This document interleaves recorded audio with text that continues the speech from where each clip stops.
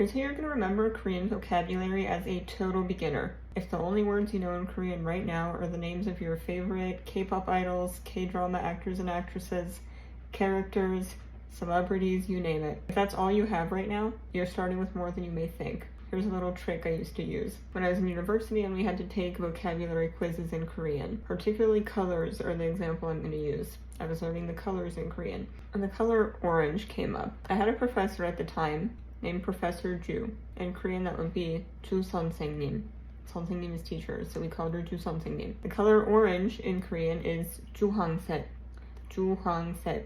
Sek is color. That was easy to remember across every color because it's one word, one character. And so what I did to remember the color orange was, okay, I have Professor Ju, and I would think of her when I thought of the color orange, 주황색, and then the second character, Hwang. Some of you may be familiar with Hwang Min-hyun, the idol, and I think he also did acting as well, if I'm not mistaken. He's from New East 101, maybe more I'm missing right now. I would think of him because that's his surname. So I had Ju like my professor, I had Hwang like this idol, Ju Hwang-set. That's literally how I remembered the color orange, just using names I already knew. The same thing for the color pink, 분홍색. Bun, I know, is a word for person in Korean, and Hong, the way that I initially remembered that is also through a singer, Lee Hong-gi. You guys probably know him from FT Island or his solos or whatever. I think one of the greatest vocalists in the Korean industry, in my opinion. Loved his stuff.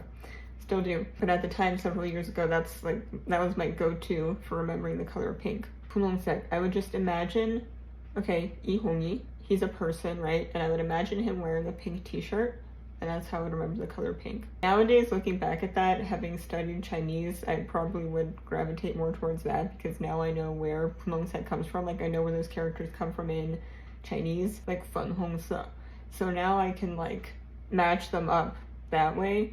But if you're a beginner in Korean, like, that only helps you assuming you know Chinese. Japanese might be a little bit helpful too. If you're unfamiliar with any language that was influenced by Chinese characters, it's not very helpful probably to do that. So I would just use the names you already know, rely on that.